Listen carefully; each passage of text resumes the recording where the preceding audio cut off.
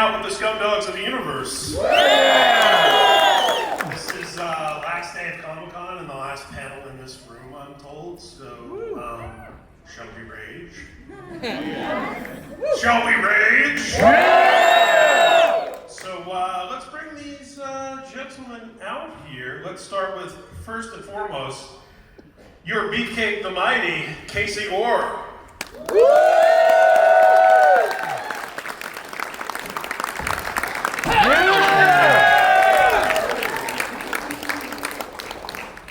Grodius Maximus, Tommy Meehan.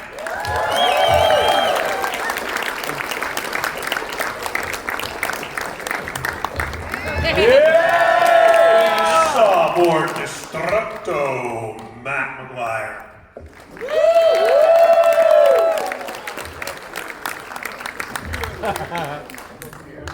We can probably spread out a little bit. And finally, last but not least, of our Gwar members here today, Ballsack, the Jaws of Death, Mike Dirk. And from Z2 Comics, an earthly being, Z2 Editor-in-Chief Rance Hosley.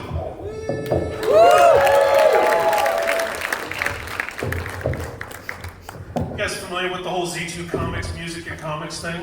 Yeah. It's pretty awesome. Shut up, Lou. You guys look so disappointed to see our The human avatars. We knew this was the last thing they were doing in here. We would have made a mess. Yeah. Man, we're just tired. We're not disappointed. We're just tired. My feet Yeah, hurt. you're just here to sit down. My feet hurt. San Diego Comic-Con 2025. Yeah, when I told people I was doing the Gwar panel, they kept asking me if I was wearing a raincoat or if I brought an umbrella. And I was like, I think we'll be all right. I think we're chilling with human avatars today.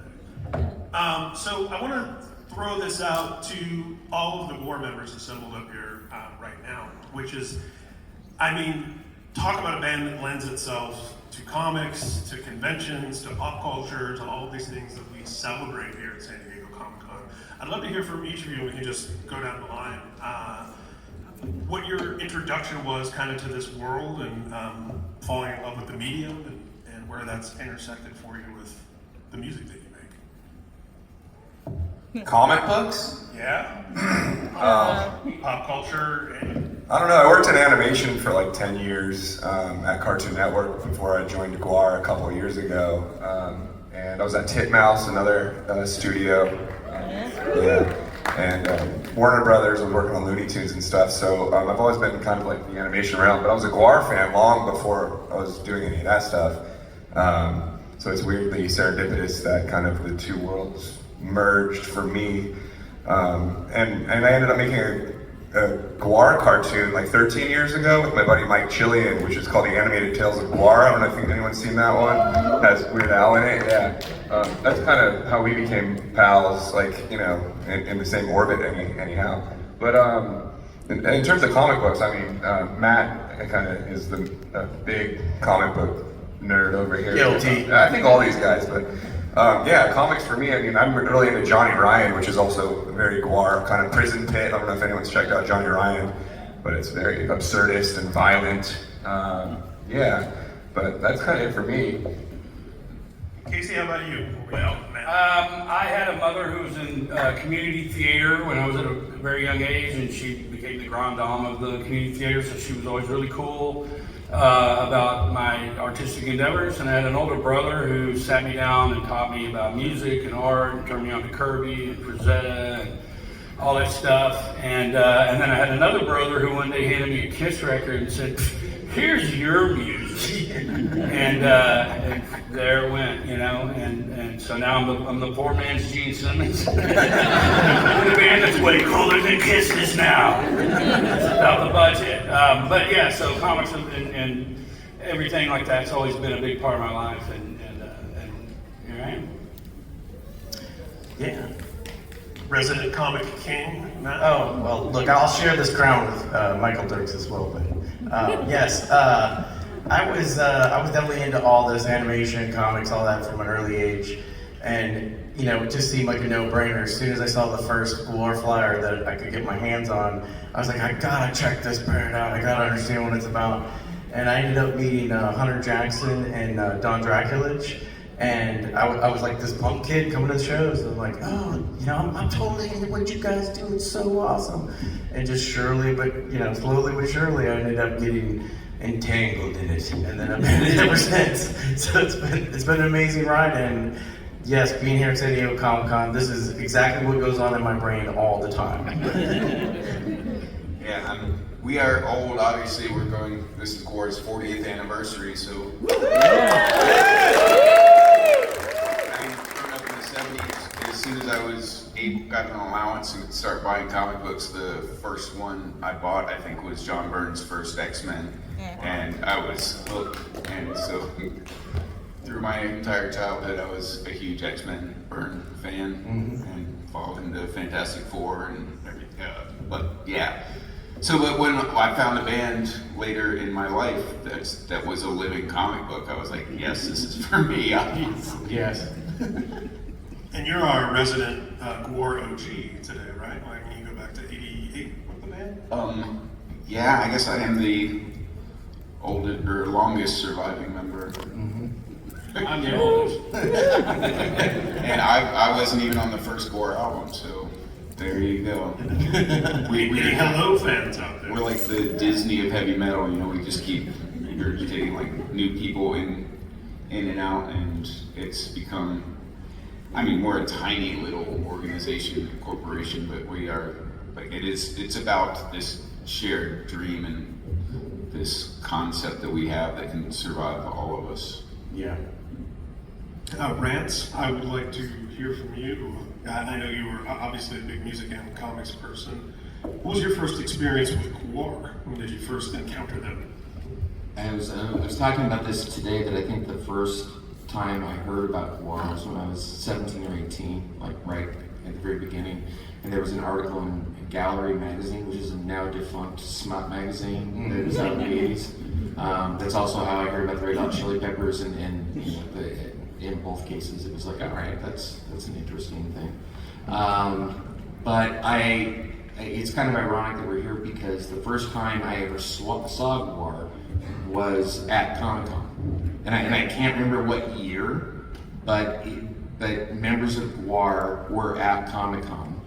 And I was partying during that Comic-Con. I was younger and could handle things like that. And I thought I was hallucinating, because I was like, what the hot buttered is that? Like, it was the most insane, wonderful, absurd thing. And so it feels full circle for us to be here, and I'm so honored, honestly, to be part of this, and it's a blessing.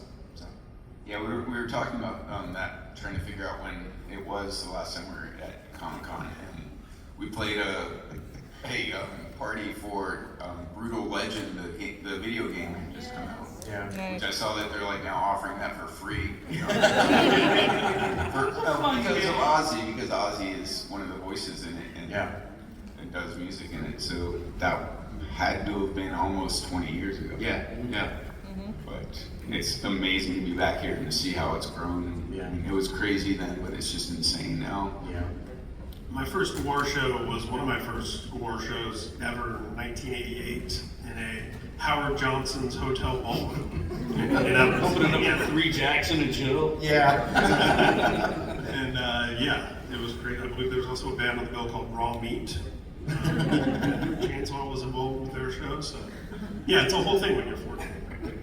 I can hold you responsible for a lot of this. So I want to talk obviously about Return of Gor-Gor, but before we get into that, just more broadly speaking, being that it's 40 years of Gwar, I mean, you have something that so many wish they had now that they talk about, right? Where there's a whole Gwar universe. There's lore, there's mythology, there's these characters, there's storylines, and that's a thing that, like, you know, acts that have had platinum records and have come and gone and we've forgotten about don't have. And you've had, you know, like you said, it's a small thing, but it's very intense and very detailed and layered. So I'd love to hear from each of you a little bit about just just that and sort of what it's like to be in the middle of that and kind of navigating, all this, like running a comic company or something in a way. Yeah, it's very much like that. Yeah, there's mythos that predate all of everybody that's up here on this stage. That's correct. Yeah. Concept. There's for every thing that Gwar does, every concept that we put out there, there's 1,000 that just never, yeah, that's cool, but we don't have time and budget. We can only build this many things and stuff. But yeah, and we've always done it, pretty much completely DIY, no budget, no big record label money, very little, money coming in from any licensing or anything, and it's, finding couch cushions, cutting them up, and We jumped in a lot of dumpsters here. and we still, carry our own gear and we do the work. We can't afford. There's so many of us, we can't afford to bring like a whole busload of crew. Yeah. So people that work for us do 3-4 jobs, and we pick up the slack that we can. But, It's very DIY. Joining last year and coming in to the slave pit in Richmond, Virginia, and just kind of seeing how everyone's juggling, wearing so many different hats constantly, and in every email thread, just in every text thread, there's just so many things going on with Gwar constantly, licensing stuff, and different projects, comics, movie stuff. Like we're talking about animated things, but it's like we're doing it all ourselves. Essentially, we're teaming up with awesome people like Rance and all kinds of people, and just there's no shortage of ideas. And we throw as many hooks in the water as we possibly can, because if just one bites, then we end up at Comic-Con. And as far as like the lore, it was sort of like campfire stories being passed down from person to person. It was like initially the story was a movie that Hunter Jackson was working on, and it sort of mutated from that into what it is today. And it's very different from what he wrote, and then everybody started adding more and more stuff to it. And the universe is pretty vast now. Like we can write a character or write a story based upon any topical thing that we want to put into it that resonates right now. And it's just amazing. And It's a luxury that most bands don't have. We can write poo-poo pee-pee lyrics, we can write death to the president lyrics. get away with it. We get away with it because they're funny and satire of monsters. And some of it we're really like, And so there's just like, and people will come up to us and be like really deep and thoughtful about a lyric, and we'll be like, what? Oh yeah! I wrote that on the toilet. What are you talking about? And when in reality it was a room full of, people probably smoking weed and go, that's funny. Yeah, that's cool. Stoned visions, as we say.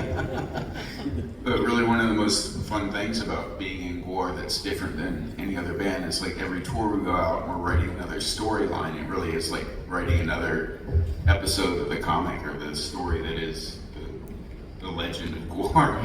It's like each time it keeps evolving and getting more and more intricate, and that's the great thing about doing these comics we see too. Like we've done comics through most of the, actually I think the very first Gwar record had a comic included in it, so it's always been a part of what we do, and being able to get even more elaborate with it and with these Z2 releases is just an amazing luxury and something that's... What an amazing product, that thing. Every time I was handed one to sign today, I was just like, this is just a beautiful thing, and it's really cool to Yeah, Z2 knocked it out of the park. It was really good. I'm glad that you guys got some. I see some of you out there. And it's like sturdy too, like you could clobber something. Yeah. And you mentioned, Casey, just now the idea that you can write lyrics about any side of the spectrum. And something else that you've built over the years is you're able to do interviews as yourselves, as you're doing right now on this panel, and you can also do things in character. I'm curious for each of you, which is easier, which is more difficult of the two? Doing press in costume, in character? Or A lot of times you go in and out. You'll be answering a question in character, in a voice, and then they'll say something that you have maybe more knowledge on or something. You go, oh yeah, that's really cool. I really about that model. But it's I think our personalities, as far as the character and the real guy, are miles apart. Really, we don't. There's always a little bit of yourself in your character, but I mean, with you know, our characters, I think it's a far stretch to say we're really close to those characters. But They really are exaggerations of our personality. yeah, but when I came in, I changed the character a lot because before the character was The dandy fob. Yeah, I'm more of a get drunk and smash stuff guy, you know, historically. So became more of a get drunk and smash stuff. Close to your personality. Yeah. Okay. Well, yeah, I'm getting older and I'm slowing down, but yeah, you know, you do. You kind of come in and out of the interviews, and you make up bullshit answers just to keep it flowing. Yeah. Then you answer, you know, truthfully when it applies. But that's one of the hardest things I find. Like, I enjoy inhabiting the character and taking on and you know, it's just improv. But when we encounter the people that are interviewing us and refuse to like look at this thing, this monster that they're talking to, and they try to talk to you like a human being, like, so exactly how did you record that? And try to do it like they're talking to just a person instead of a monster from outer space. That's when you really My face. You have to really dig in and fuck with them hard at that point. Yeah. They're not getting it, so you gotta go extra crazy. Yeah, I punish them. Yeah. I do. They don't You're not play gonna along, give me they a get punished. Yeah, totally.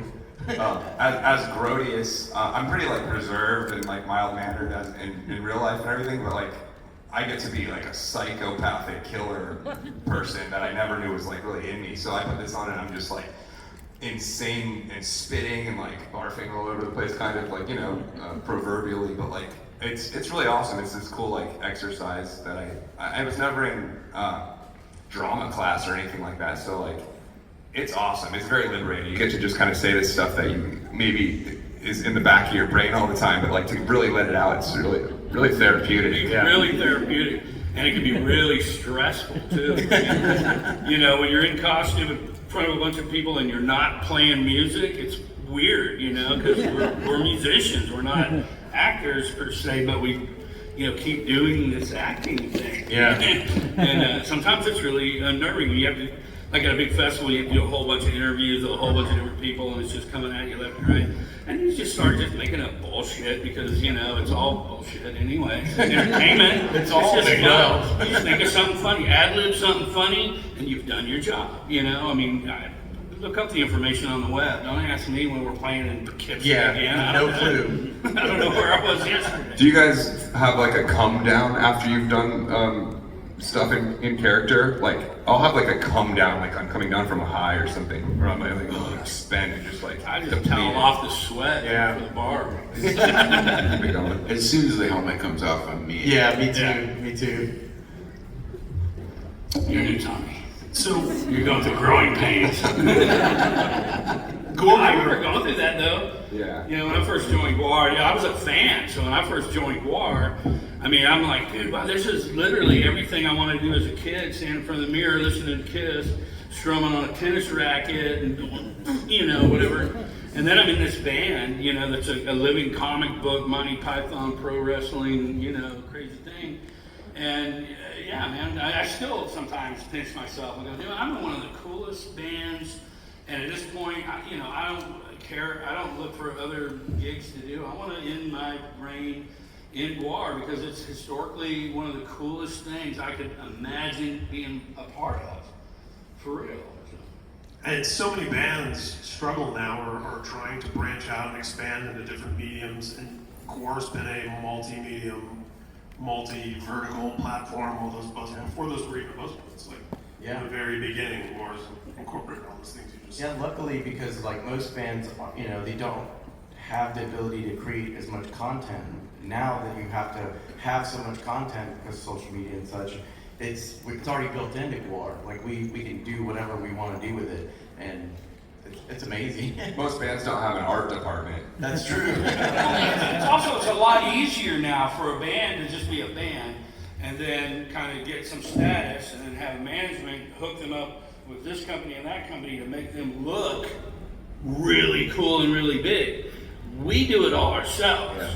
The band walks in the studio and get fitted for costuming and stuff, and then they go to the other thing and they get the video gets filmed and then they do the CGI and they go, oh shit, we don't get to do any of that.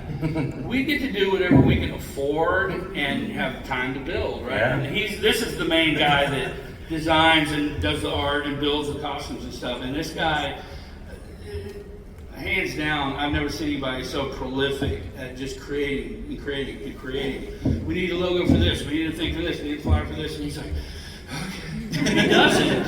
And I there's no way. Why thank you. Thank you.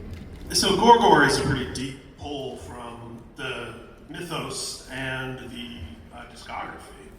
So how did this whole idea of the return come about and crystallize into this? Well, Gor-Gor's been with Gwar from the beginning. He was like, at the first shows, there was a pet dinosaur.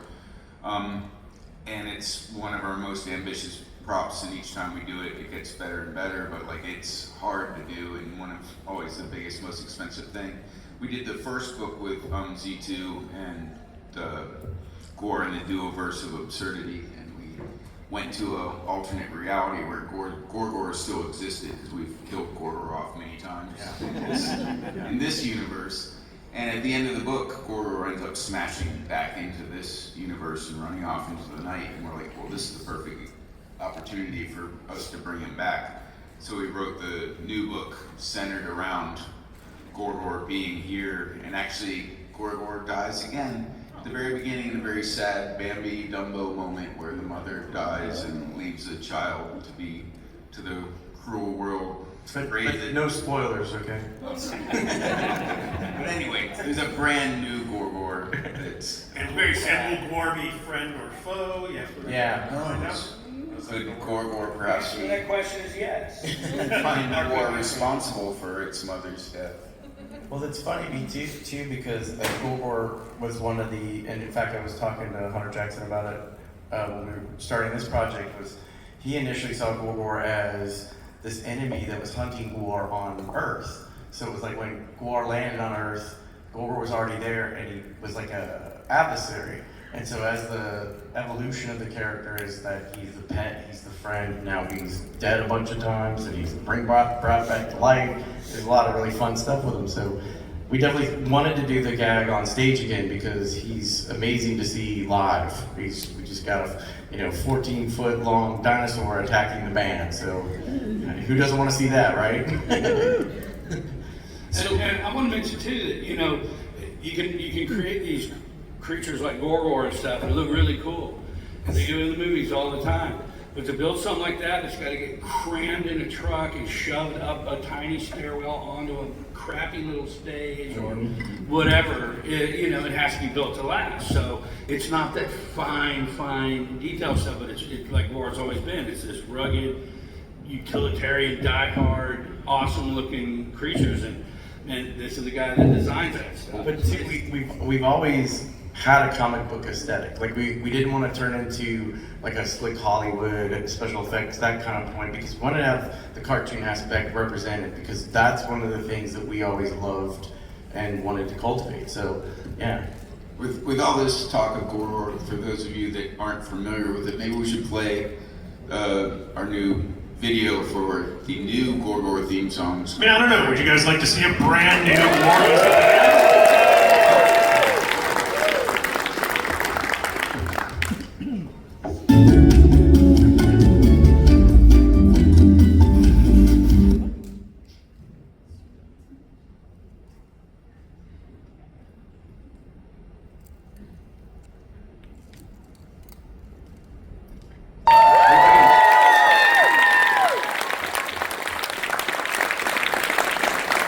Who doesn't want to go to that show? Come on. And I mean, when you talk about being a band for 40 years, I mean, usually for a heavy band, like 5 or 10 years in is when they start wimping out. That might have been like the heaviest Gwar song ever. I mean, let's give it up just for that. I also wanted to ask, because you were talking about the difficulty taking something like the Gor-Gor prop in and out of different size venues and cramming it into a truck and all of that. I gotta say, getting such an up-close look at the masks right now, they look pristine. How is that possible? Like, what do you do to keep them as shiny and glossy after what we just saw? They're built really durably to withstand 30 shows in a row and beyond, and years of use. Like, really? Like, did they? The shinier ones are like me and him, who don't really get sprayed with the blood. We're busy rocking. Tommy's young and agile, so he's bloody, running out in the crowd, and it's great. It's fun. Us old dogs are in the back going, "Get that shit away from me, man." Well, you can see we have a microphone set up if you guys want to start lining up to ask some questions, I'm sure. Don't be shy. Come on, ask us anything. While we're waiting for someone, I wanted to say something that, like, the most amazing thing for me when we were working on this book was it's Zoom, right? We're all over the place in the world, and the meetings where the guys are in the slave pit and they're working on the new version of Gor-Gor, right? And so they're like, you know, on the iPad, and they turn around and like, oh, and here's it, and I'm just like, oh my God, this is the coolest thing. Like, getting to see the massive collection of artifacts and things that are being built and in process of that, like, it was, oh my God, yeah, it was a great. Yeah, we need storage. I mean, it is very cool and very unique. I mean, I've gotten to do Zooms with Blothar a few times over the years, and it's the same experience where, like, you see, you're like, oh, there's Gwar, like, HQ, there's like the slave, there's everything right there. And there's very few acts that, you know, can justify a compound full of stuff. Yeah. It's pretty amazing. And it's not just storage. I mean, somebody's there every day working on stuff. We write music there, we record music there, we do video stuff there. They build all the props and monsters. We do all the casting, and you've got all the comic books. Comic books, yeah. It's all done in house. The art, the designs for merchandise, everything. You know, we're all part of it. It's a weird thing because it's a whole lot of artists and, you know, artist egos working together for one common goal, and for 40 years. And there's been a lot of people, like a lot of different musicians that have come in and out, and they always bring a flavor. You know, they bring their flavor to it. And you know, Tommy's absolutely no exception. He came in just with energy and knowledge of the band, and you know, it's always fresh when somebody comes in and adds their art to our art and their art. You know, it's really cool. It's a cool thing to be a part of. So one more thing on that note before we go to the questions.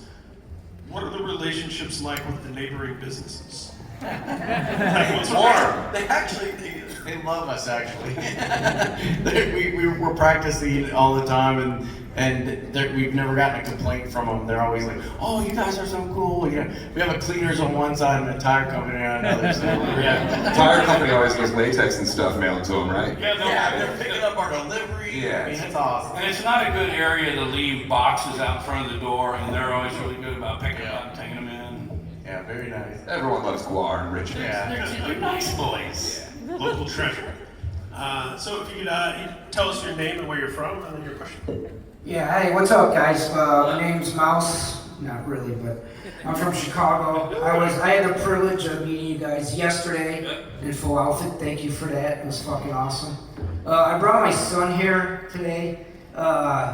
He's like totally shocked by I'm 58 and still into this shit, which is awesome. Old people. Fountain of youth, man. Yes. Fountain of youth. Plus Kiss fans as well. My question is pretty much, I mean, I've been following you guys for years, and some of us don't know, what is all the blood and jizz made of? Before it hits people in the front. It's real, man. It's real blood and jizz, right? Okay, we take a dozen babies and then Half pig's blood, yeah. Well, I don't know about the jizz, but I know about the blood. No, it's actually water and food coloring is the basis. And for years we were using seaweed emollient, which is carrageenan, in the blood that we would use on stage. it's in your ice cream. Yeah, it's a food thickener, so it's like it's amazing. It definitely, if you're looking to make fake blood, use that because it's great. It doesn't rot. It's not as sticky. and you can reactivate it just like real blood. It's amazing. I saw an interview where Dave Brocky was talking about putting soy sauce and all kinds of bullshit inside the tanks. Would you guys do that back in the day? No. Here's one off. No, I know, it's true. We did try to salt it for a minute. And we use non-dairy creamer for, Yes. for the But that rots. white Substance. The cheese. Yes, like first couple shows they tried doing Caro syrup, and that got us banned. A lot of trouble. 30 Club could destroy everything. Yeah. That doesn't Don't use Caro syrup. But yeah, it was. It definitely was a learning experience because we tried. We were like, oh, we'll make it warm and we'll put salt in it so it'll be like real. And then you see the crowd going, oh yeah, salt in. It's not good, right? Yeah, it's a powdered food coloring, so you kind of like can make it. Yeah, it's industrial food coloring. That's why it kind of stains you a little bit. It never washes off, man. It never washes off. I always wanted to actually spray real Jägermeister for the Jaeger Monster, but we couldn't get the endorsement to do it. Like ICP has the Fago, we wanted Jägermeister. Yeah, but they don't get free Fago. Yeah, they can't get the endorsement either. It's not, They pay for all that yeah, Fago wants nothing. entire semi full. We all know what Fago is, mainly because of that, but I'm from Indiana. I grew up around it. Yeah. That's there. Awesome. Thank you guys. See you next tour. And I do want to say it's been like 10, 11 years. You mentioned the great Dave Brocky. Let's give it up for Dave Brocky.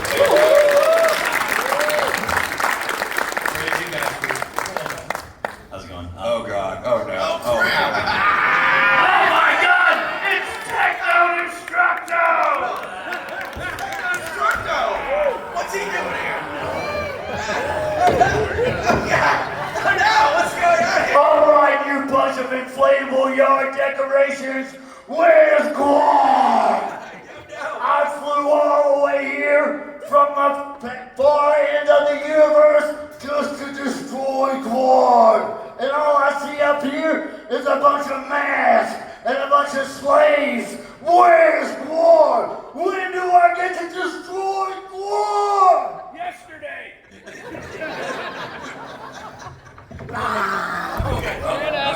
Ladies and gentlemen, Techno Destructo, everyone. I mean, Techno Destructo.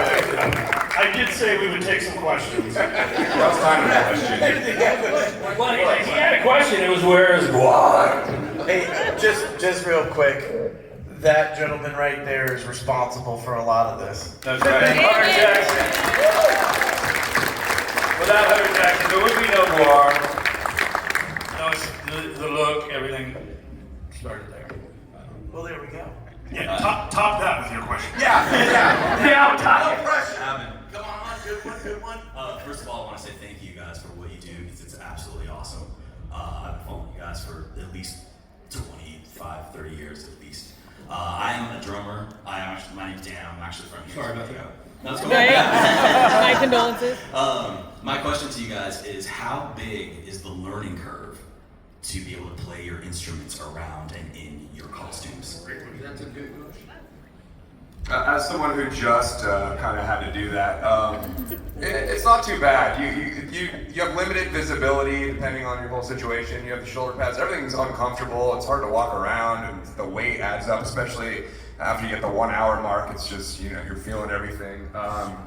Yeah, I know Beefcake's had different iterations of his costume. This one's a super lightweight EVA foam one that Matt made him. My old helmet weighed 17 pounds, I think. This weighs about what my cell phone weighs. Thank you, man. Took me 30 years, so thank you, man.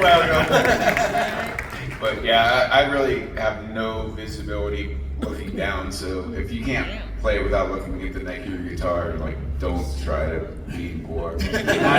I'll tell you a funny story. When I joined, I had to wear the original Beefcake the Mighty, who's Mike Bishop, who is our current singer, Blothar. I had to wear his costume with no renovations whatsoever. Yeah.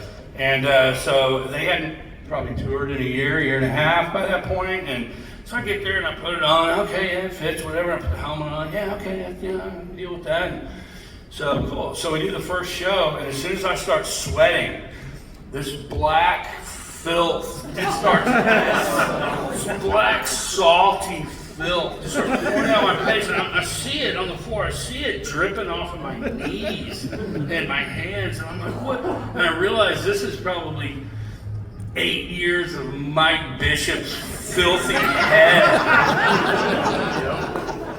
And I think I came backstage and I threw the helmet at you. Never, don't ever fix it now. Weren't there actual maggots writhing around in somebody's costume at some point? Yeah, we had a batch of bad latex, and we did a show out in we were out in this woods in this festival, and flies had laid eggs into the inner sleeve, and so one of our performers, Bob Gorman, he was wearing it, and he was like, something's itching my face.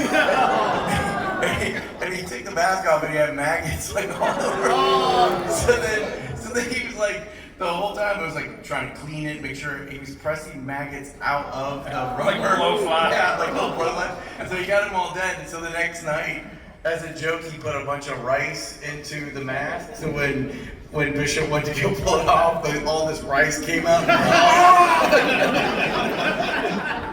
We used to have to like slow boat all our stuff back and forth from Europe, and back then we'd have like a trunk about the size of this table, and you would just throw 2 or 3 characters' stuff in there wet from the show, toss it in there, gross, filthy, and you'd shut the case and you'd put it, they'd take it to the ship, and 3 months later we'd get it.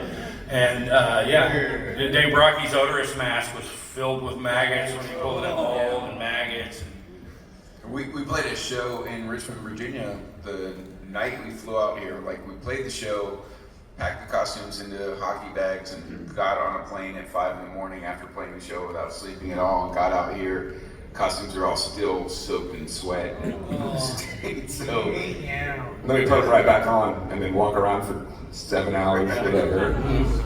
But I'll tell you, as a drummer, our drummer, Brad Roberts, he has a full outfit, but he strips down just his mask and his feet. He actually, which is funny, I don't know why he still wears his feet while he drums. Nobody can see the feet, but he wears them. But yeah, we've had iterations where we learned, like the drummer being able to see with his jaw, seeing how he can, strike. And we've had iterations of other drummers where it's like wings and things like that. That were like, oh, how are you going to do that? So you learn what can be pulled off, for each costume. And you adjust, if something doesn't work, you throw it back at them, and no! Maybe your helmet's playing, you can't turn your head suddenly. it's kind of why Balzac's shoulder pads are asymmetrical, is because I need more mobility with this hand than I do with this one. So it's Don Draculich, who's Sleazy P. Martini, built a chest plate for me one time, and he thought it would be funny to give me a big, round, fat belly, like a basketball. And not only that, in mind, I have to have a base, on this fiberglass thing, and I can't feel any, interaction with my instrument. But on top of that, he made it an Audi belly button that was about the size of a half of a ping pong ball. So I had this round basketball belly with this round, orb.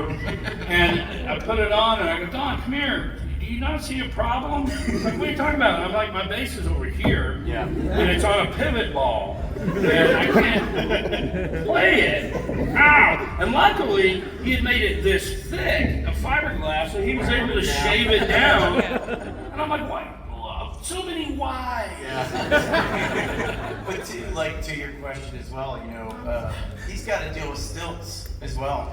So he's got the illusion that I'm pretty sure Hunter came up with that, where it's, you see the leg, it's straight, but he's on platforms. He's got platforms. He's got this thing on. He's got to be able to maneuver, and the man plays amazing with all this gear on, right?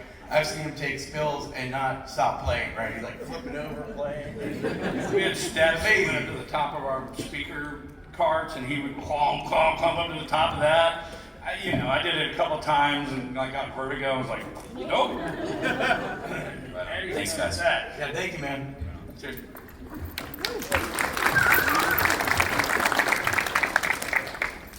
Hi there. Hey. I'm Forrest. I'm from Houston.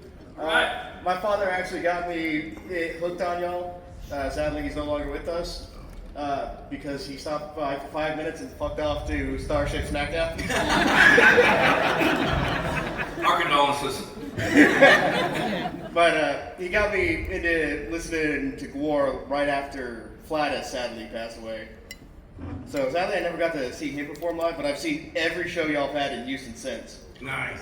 Like, I will take off work to go and stop by and see y'all. And I've seen even, like, the cartoon that y'all made and that god-awful movie. Which one? Yeah. It was the one where the Cuttlefish of Cthulhu was on trial. That's the best one. Alice in Wonderland. I've watched it 3 times, so... Alice in Wonderland. Yeah, we'll try the other ones. Yeah. No, they're all great. Gonna have to go and find that one next. So, my real question here is, y'all have any intentions on trying to do another movie or cartoon or like something more animated? Like, Yes. Actually have a script that it's in development so yes, definitely. Yes. Yes to all I can't go into too much of it because it's still in development. We don't have That's what I love. everything in place, but hopefully in the next couple of years it'll be in production. Yeah. Talking to some big people that are showing a little bit of interest, and we're just, Big people. well, you know. They're giants. They're overweight, is what I mean. I'm body shaming here. This is the age of indie. Y'all are probably gonna get a budget that you're not used to. Hopefully. Yeah, We $5. really hope so. $5 you You never had me at budget. Yeah, that's the part we're not used to. Yeah. Gwar always has irons in the fire. There's always stuff going on. Yeah. So stay tuned because, yes. To be continued. And I'm gonna go find, what was it, Alice in Wonderland? Alice in Alice in Wonderland. Alice in Yeah. Wonderland. That's what I'm Classic. gonna have to Gem. find. Yes. Thank you. How's it going? Love the Thunder show. Oh, thank you, yeah. Amazing. This is a question from Michael. Were you with the band when they did Wally George? Wally George, I was with the band, I was not on that show. You were right. It was Sleazy and Odor. Did you guys talk about that? How'd that come about? Jeez, I don't remember. Yeah. I think, I just remember that we ended up doing it on that tour. Yeah, like, So many things I don't just remember fall in how- our laps. Yeah. It's like, hey, y'all want to do this? Yeah, and we go do it. And I don't remember how Jerry Springer happened or Yeah. It was just great. So, Yeah, thanks, no. guys. somebody talked to somebody and made it Balls happen. made, and then we showed up. I don't remember how Comic-Con happened. Same. Hi, my name's Anna Mack. Love the shows, and they're fantastic. And this question probably kind of already answered what you said before, but I work in theatrical wardrobe, and we have to clean a lot of fake blood off of things. I mean, we've gotten Gwar because I clean a lot of fake blood off of things. And do you clean the fake blood off of things? Not usually. As you can see, he's like caked up right over there. Yeah, some of us do, some of us don't. Beefcake's sort of an elitist, warrior type, so he likes his stuff looking good. But I don't get hit that much. But, we do have to clean what we can because it's gross and filthy and we're sweating in it. So a lot of Lysol, a lot of Rubbing alcohol. rubbing alcohol. Also vodka. Yeah, it's a good food. And then Febreze. Yeah. And we're not out there Right with around mops, here like, where I'm gonna breathe. mopping the dance floor after the shows either. Like, as much as the clubs would like us to do that. No, we don't do that. We don't. We've actually seen them have Zambonis. Yeah. A couple Right around, suck the blood off. We played Kane's Ballroom in Tulsa, Oklahoma, and they have the world's largest spring-loaded dance floor. And we played there for years. And we came in one day, and me and Brad, our drummer, were walking in, and the owner was walking around the dance floor, checking it out, whatever. And we just said, hey, whatever, and what's going on? And he goes, I'm just checking out, the job. Me and my boys just redid this dance floor ourselves. That's one of, I'm just checking it out. And we're like, dude, he goes, oh, you're the first band I've had here since we did this. We're like, what are you, insane? And he goes, I want to make sure I did a good job. And after the show, we saw him walking around, and he was like, I did a damn good job.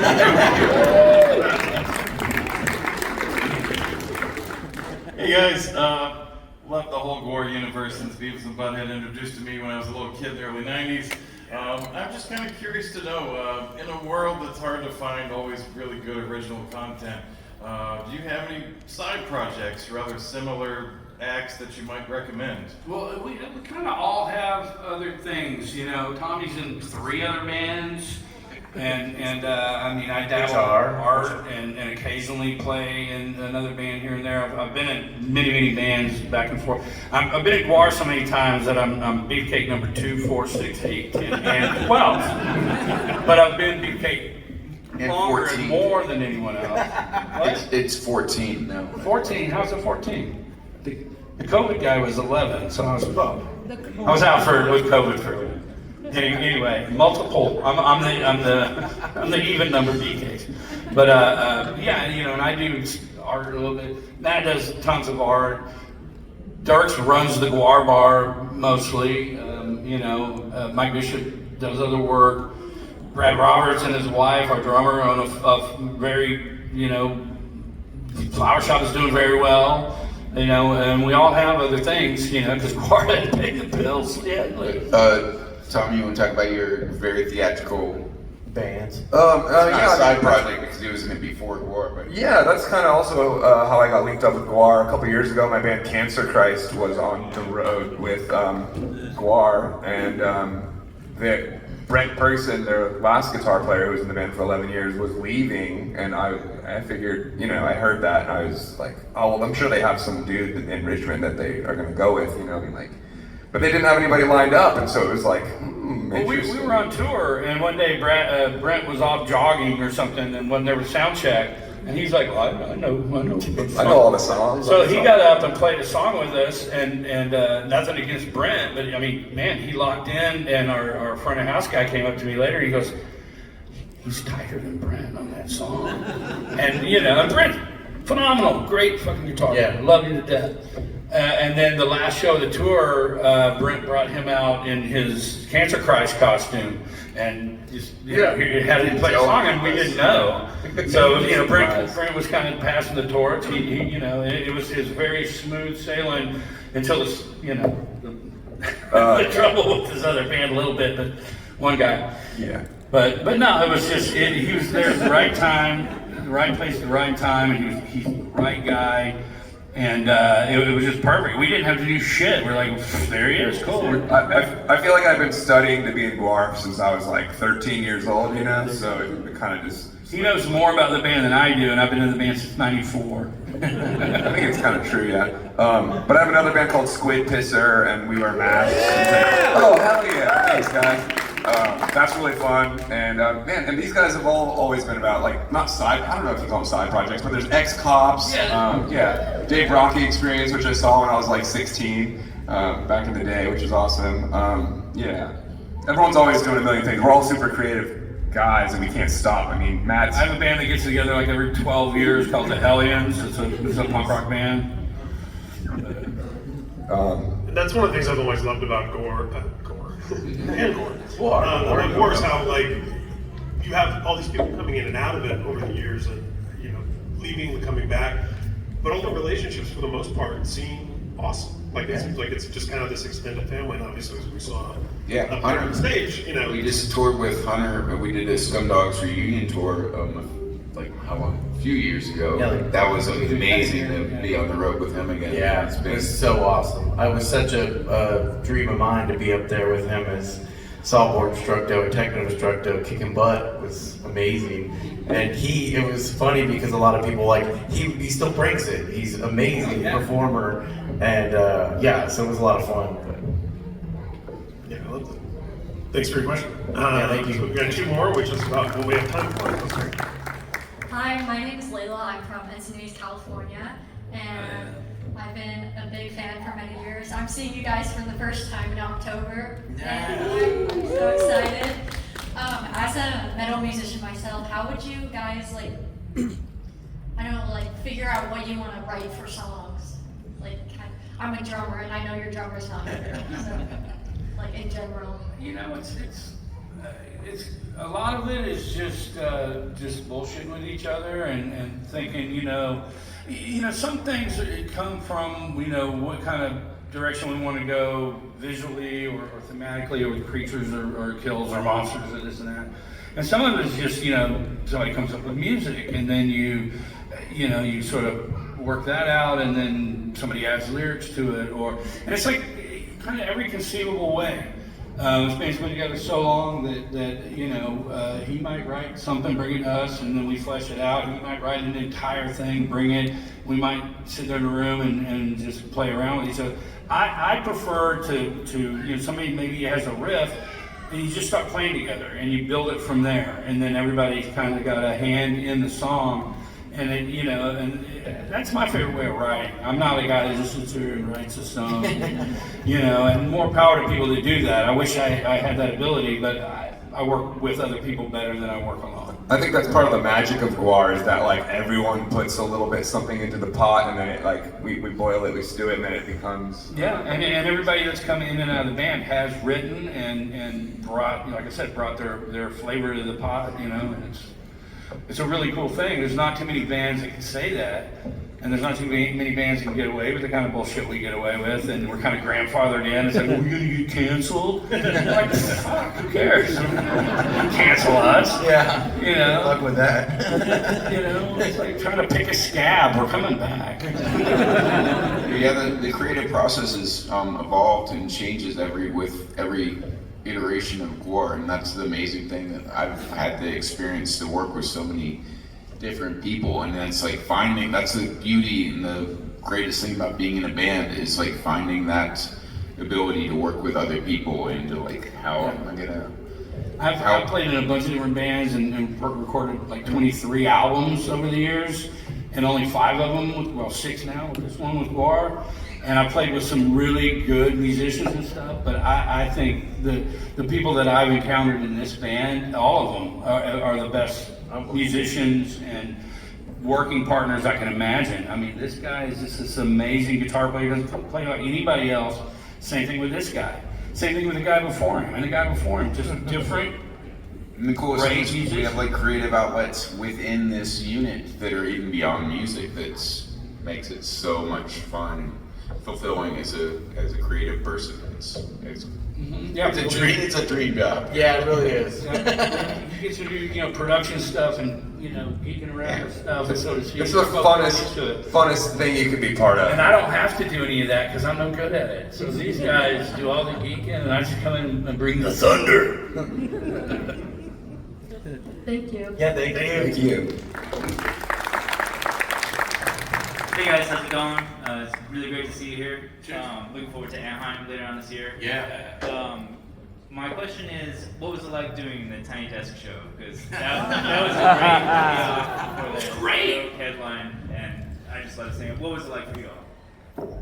It was really cool. Yeah, they were super great people, super accommodating. It was a tiny little area, but we played clubs smaller than that, but no, it was fun. We love doing weird stuff like that.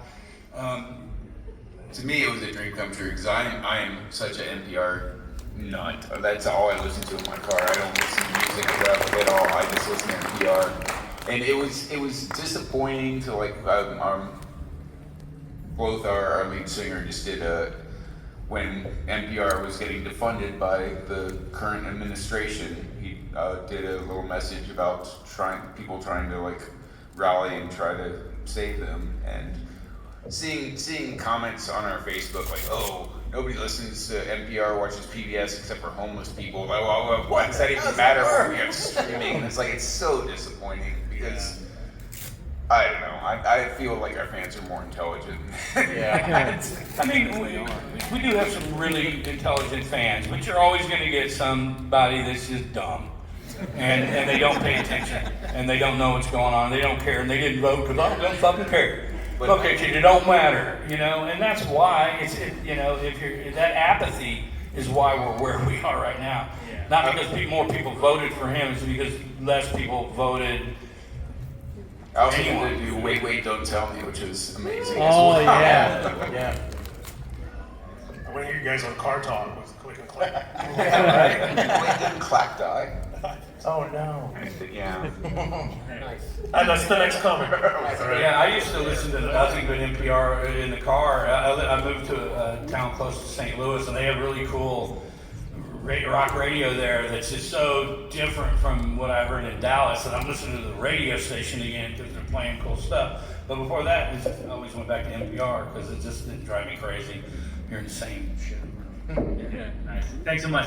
Well, everybody, last day of Comic-Con, last panel in this room, closing it out. End of the world of war. Gor-Gor, the record, the graphic novel, all of that stuff, you can get it at z2comics.com. Tell them Gwar sent you. Thank you all for coming. Thank you. Really appreciate it.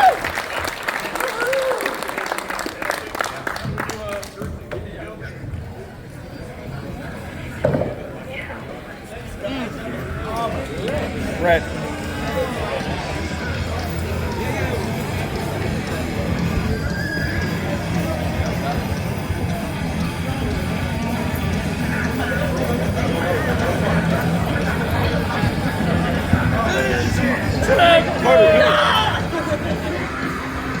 Stay right there. Get in. Stay right here.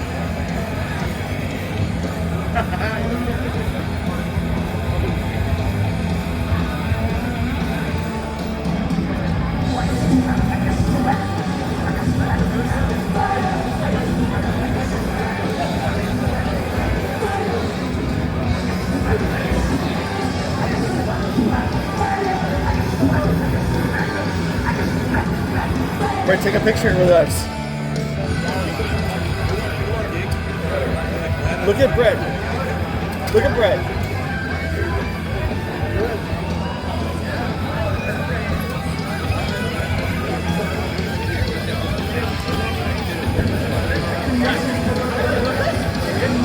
Ask him for his signature.